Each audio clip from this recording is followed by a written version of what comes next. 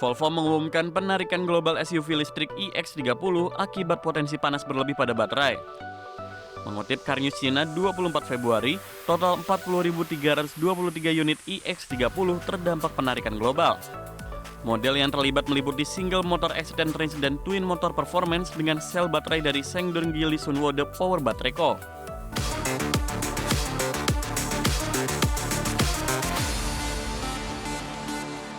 Selanjutnya, pemirsa, Volvo mengumumkan penarikan global SUV listrik EX30 sebanyak lebih dari 40.000 unit akibat potensi panas berlebih pada baterai.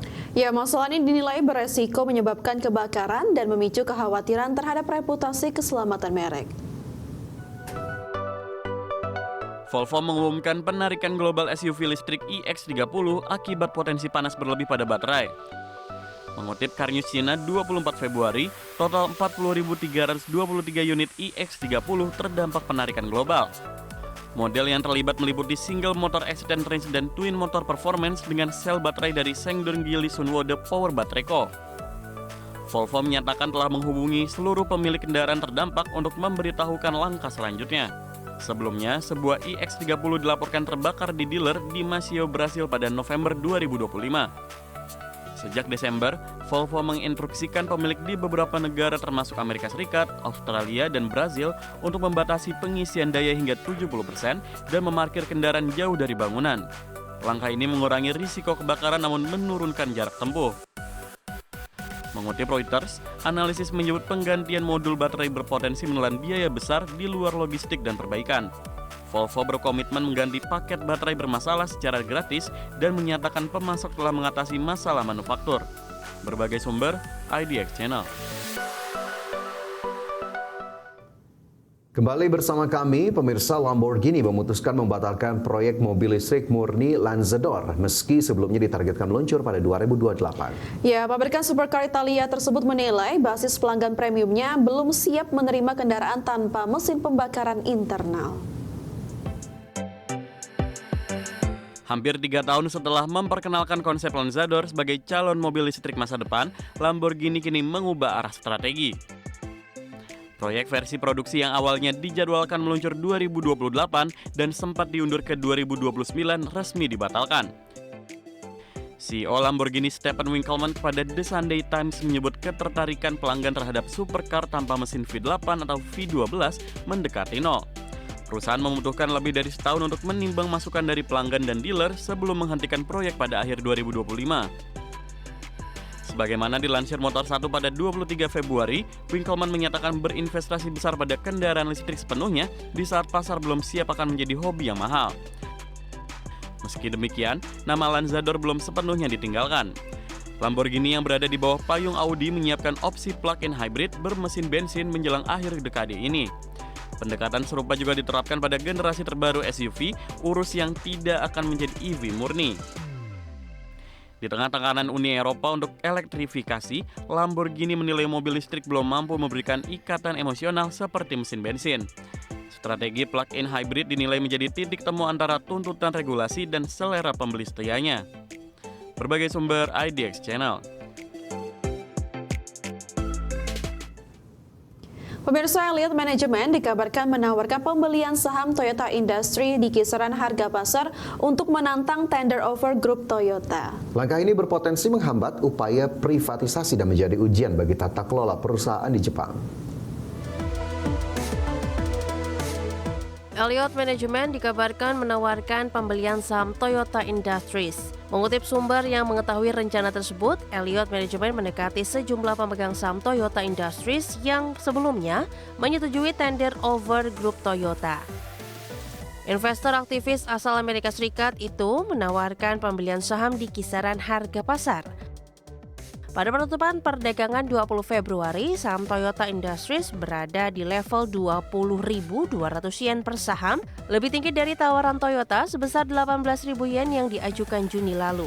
Elliott sebelumnya menilai nilai wajar saham berada di atas 26.000 yen.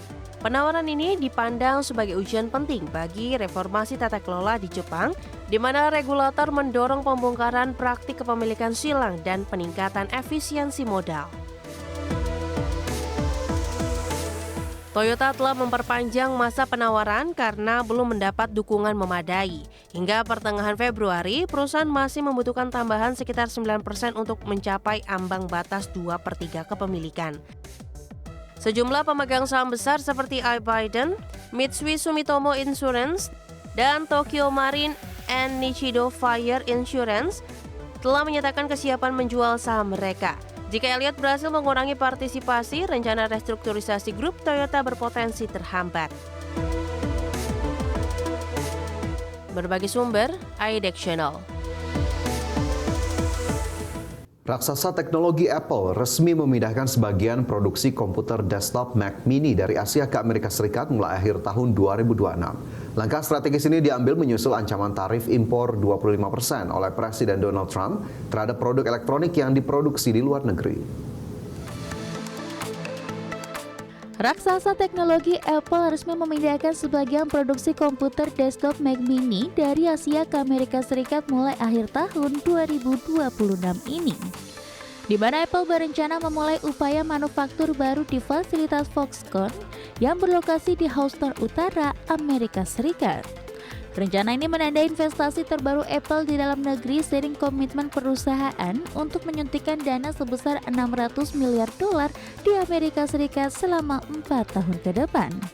Keputusan ini juga dipicu oleh perubahan kebijakan Presiden Donald Trump yang mengancam tarif impor sebesar 25% untuk produk yang diproduksi di luar negeri.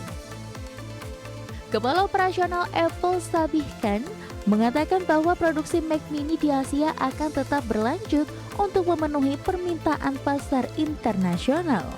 Namun fasilitas di Houston akan difokuskan untuk memenuhi permintaan lokal seiring dengan peningkatan jalur perakitan di dalam negeri. Selain itu, Apple juga memperluas fasilitas di Texas untuk membangun pusat pelatihan baru bagi manufaktur canggih guna memperkuat rantai pasok domestik.